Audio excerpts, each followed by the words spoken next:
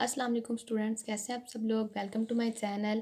आज हम जो है स्टैट 630 का लेसन नंबर 14 वो स्टडी करेंगे। ठीक है, जो हमारे पास है एथिकल इश्यूज इन रिसर्च। ठीक है, लेसन नंबर 14 है एथिकल इश्यूज इन रिसर्च। अब सबसे पहले यहाँ पे आपने एथिक्स की जो डेफिनेशन है वो बता देनी है। एथिक्स आर नॉर्म्स और standards of behaviour that guide moral choices about our behaviour and our relationships with others. The goal of ethics in research is to ensure that no one is harmed or suffers adverse consequences from research activities. This objective is usually achieved. यानी कोई भी किसी किस्म का harm ना कोई भी हो इसमें से जब रिसर्च की जाए तो किसी को कोई नुकसान ना पहुंचे, इस बात का आपने ख़ास ख्याल रखना है। ठीक है, लेकिन ये ऑब्जेक्टिव जो है ये यूजली जो है वो अचीव हो ही जाता है। ठीक है, अब एथिकल जो इश्यूज हैं इनमें मेन जो है डिसेप्शन है। Deception occurs when the respondents are told only part of the truth और when the truth is fully compromised. यानी रिसर्च की जो असल नौइयत है उसे पोशीदा रखी जाती है। ठीक है, किससे पोशीदा रखी जाती है? जो रिस्पोंडेंट्स हैं, जो कि जिनके जो आपको जब आप रिसर्च कर रहे होते हैं, जो कि आपके सवालों के जवाब वगैरह देते हैं, जिनसे आप इंटरव्यू करते हैं, उनसे आप रिसर्च की असल नौइयत है वो पोशीदा रखते हैं या उन्हें आधी बात बताते हैं, फुल मकसद नहीं बताते, तो फिर हमारे पास डिसेप्शन का प्रॉब्लम आ जाता है। ठीक है, तो अब आगे हम स्टडी करेंगे। अच्छा, फिर अब डिसेप्शन का हमारे पास प्रॉब्लम आ गया है। The respondents must have given their informed consent before participating in the research. इसका हल क्या है कि जो रिस्पोंडेंट्स हैं उनको पहले एक इन्फॉर्म्ड कंसेंट दी जाए। रिसर्च में पार्टिसिपेट करने से पहले ही उन्हें बता दिया जाए सारा कुछ। ठीक है, अब इन्फॉर्म्ड कंसेंट होती क्या है? Securing informed consent from the respondents is a matter of fully disclosing the procedures of the proposed survey or other research design before requesting permission to proceed with the study।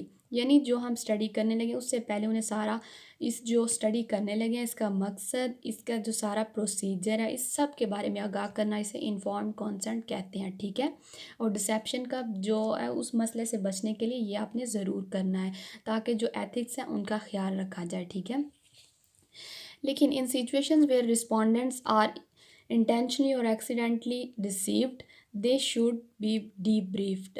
ठीक है, लेकिन अगर intentionally या accidentally उन्हें आपने dissipation का मसला आ गया, उन्हें फुली नहीं बताया या हाफ जो है वो नहीं बताया, डिस्क्लोज नहीं किया आपने जो आपका सर्वे था उसके बारे में। ठीक है, तो फिर आपने डीब्रीफिंग कर देनी है। वो क्या होता है? Explanation of any deception, description of the hypothesis, goal और purpose of the study, post study sharing of the results, and आगे है post study follow up medical और साइकोलॉजिकल अटेंशन। ठीक है, अगर आपने रिसर्च हो गई है और उसमें आपको इंटेंशनली या एक्सीडेंटली आपने मकसद नहीं बताया, यानी डिसेप्शन हो गया, आपने जो रिस्पोंडेंट है उससे जो प्रोसीजर है या रिसर्च का मकसद सब आपने जो है वो हाइड किया हुआ था, तो फिर आपने डीब्रीफ उन्हें कर देना। यानी ये सारे जो स्टेप्स हैं ये उसमें आ जाते हैं। ठीक है, फिर स्टूडेंट्स आगे हमारे पास आ जाता है राइट्स टू प्राइवेसी। ठीक है, एथिक्स में सबसे ज़्यादा जो इम्पॉर्टेंट है हमारे पास चीज़ वो राइट्स टू प्राइवेसी। ठीक है,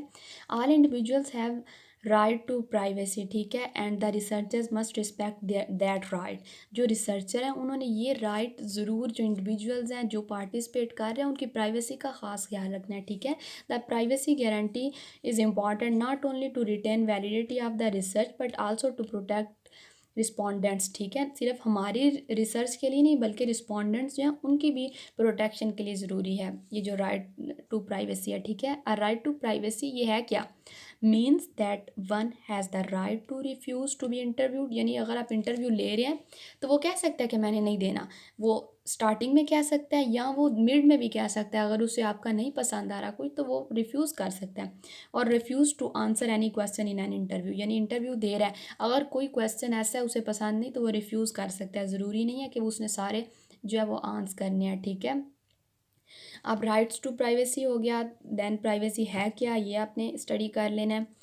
फिर आगे हमारे पास एक आ जाता है topic the obligation to be truthful, ठीक है। ये अब जो रिस्पोंडेंट्स हैं ना, उनके जो ऑब्लिगेशंस हैं वो हैं, यानी जब उन्हें आ रहे हैं वो स्टडी में, सर्वे में, तो उन्होंने सच ही बोलना है, ठीक है। When a subject willingly agrees to participate, it is generally expected that he और she will provide truthful answer.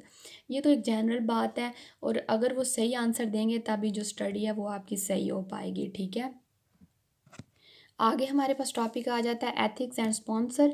There are also ethical considerations to keep in mind when dealing with the research client. आगे फिर आ जाता है confidentiality of the sponsor. Some sponsors wish to undertake research without revealing themselves, यानी वो research जो करवाते हैं लेकिन अपना आप जाहिर नहीं करना चाहते, तो उनका रिस्पेक्ट करनी है, ठीक है, उनके इस डिसीजन की। They have a right to several types of confidentiality including sponsor non disclosure, purpose non disclosure या finding non disclosure, ये सब उनका राइट है, ठीक है। तो यहाँ तक आज का लेक्चर था। Thank you very much. अल्लाह हाफिज़।